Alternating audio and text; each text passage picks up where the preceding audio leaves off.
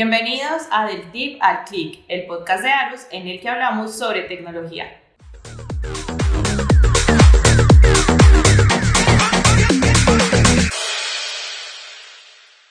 En el capítulo de hoy hablaremos sobre los datos, la importancia que tienen con la tecnología y el papel que juega el gobierno de datos dentro de todo este mundo. Para este tema tenemos como invitado a Daniel Álvarez. Daniel, bienvenido a Del Tip al Click. Muchísimas gracias por invitarme, qué rico venir a hablar acá de datos. Bueno, Dani, empecemos en la historia de los datos.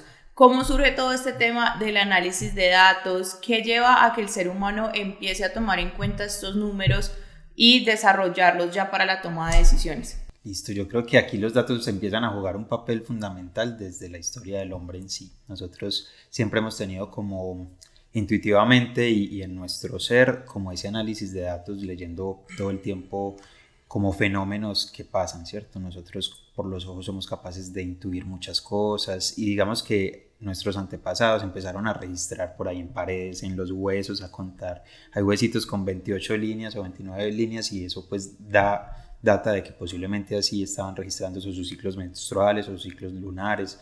Entonces posiblemente tiempo atrás nuestros antepasados ya usaban la data como para tomar decisiones y para sacar ventaja en algún ambiente, pero yo creo que desde el nacimiento de la era informática nosotros empezamos a usar o a potenciar muchos más esos datos. Digamos, en la era industrial también había un entorno productivo, habían unas ganas de que las empresas maximizaran sus operaciones basadas en los datos, pero claramente pues los sistemas no estaban preparados para eso, pues no habían sistemas, eran manuales, exacto. Entonces yo creo que con la era de informática así es donde más nace como el aprovechamiento de esos datos. ¿En qué momento las empresas deciden empezar a adoptar el análisis de datos? Bueno, esa pregunta es muy buena porque yo creo que las empresas empezaron a darse cuenta, y pasó mucho de hecho en el mercadeo, que empezaron sobre todo las empresas que tenían mucho entorno financiero, empezaron a usar esos números en función de entender sus mercados, de empezar a darle como un poquito más de dinamismo a sus ventas, a sus operaciones basados en la información que generaban sus propios clientes. Entonces yo creo que hay una conceptualización de esto marcado por empresas muy financieras, pero después el desarrollo de las empresas como más informáticas, más de tecnología, lograron como que cambiar los sistemas precisamente para que se empezaran a documentar más datos de los que digamos que se venían procesando. Anteriormente las empresas no sabían muy bien cuáles eran los datos que valía la pena como empezar a preservar en el tiempo. Entonces digamos que no había una concepción de datos como activo, no había una concepción de registrar la información porque posiblemente no se veía la utilidad a futuro. Si yo analizo 2 años de venta, posiblemente ya soy capaz de predecir otros 2. Entonces hubo una concepción de registrar más y desde ese momento claramente empezaron a haber más aprovechamientos ahí. ¿Cuáles fueron esos primeros impactos que generaron los datos dentro de las compañías? Bueno, fue un impacto alto, una revolución grande en las empresas porque digamos que al principio hubo una especie de sofocamiento de datos, como que tenemos tantos datos que no estamos en capacidad de procesarlos bien y posiblemente hubo como una adaptación que se viene puliendo ahora, que digamos que hay un montón de conceptos nuevos, el gobierno de datos, DataOps, como conceptos de inteligencia artificial, de business intelligence, que como antes no existían y primero llegaron un montón, una invasión de datos, entonces digamos que empezó como la estadística de pronto como a dar unos primeros pinitos, a decir, listo, esta muestra tiene un comportamiento normal, entonces yo puedo deducir X y Y cosas, pero todavía como muy desde el razonamiento lógico y muy desde la estadística, porque digamos que el estado del arte no estaba preparado para consumir esa gran cantidad de datos y posiblemente tampoco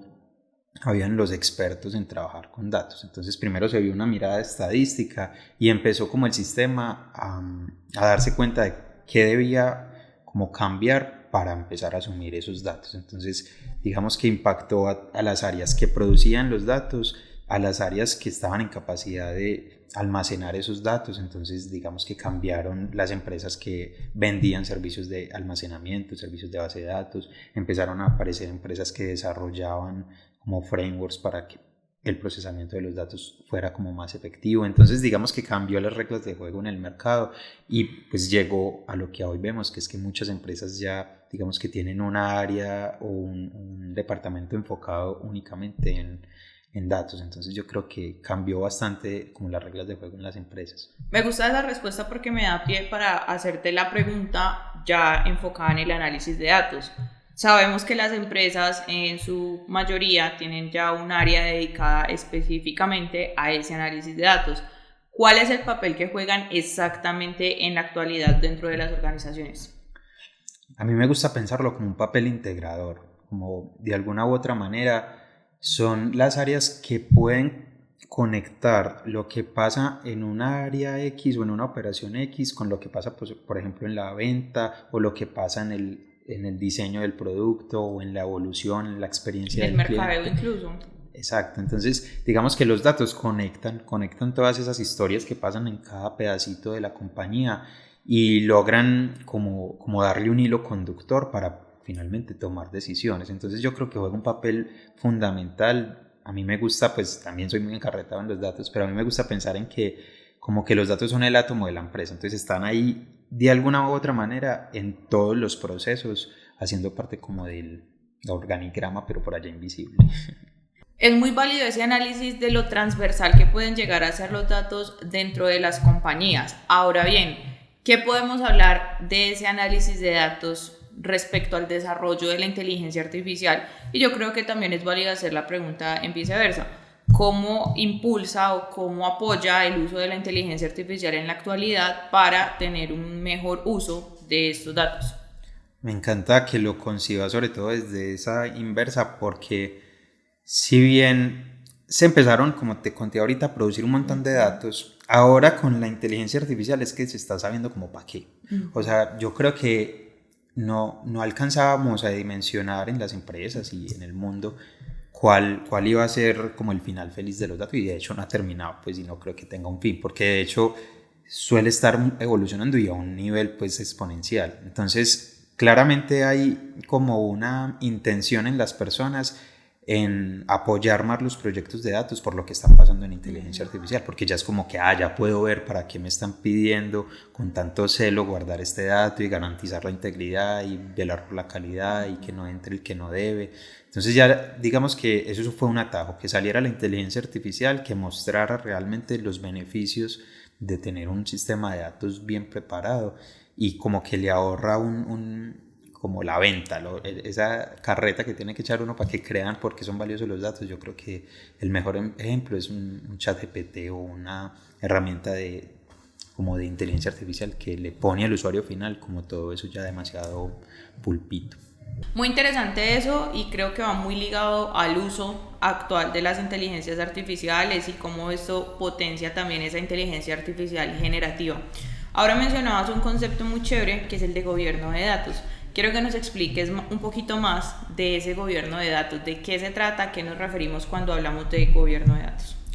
Vale, el gobierno de datos viene también tomando mucha fuerza en las compañías. Es digamos muy importante que las compañías empiecen a adoptarlo, y sobre todo lo que busca es poner orden precisamente a toda la operación de datos que está sucediendo. Digamos que hay que establecer unos mecanismos de control, hay que garantizar que los datos van a llegar íntegros, que las personas que van a acceder a esos datos realmente pueden acceder a esos datos. Pues ahora creo que estamos también a la par que crecen las opciones con inteligencia artificial, también crecen los riesgos de ciberseguridad asociados a la misma. Entonces creo que también hay un componente muy importante de nosotros, como a su vez que estamos valorando los activos de información en una empresa, pues los tenemos que custodiar y decir, venga, esto nos ha costado generarlo. Entonces definitivamente hay como un rol muy activo en el gobierno de datos de custodiar, de garantizar la confidencialidad, de garantizar la integridad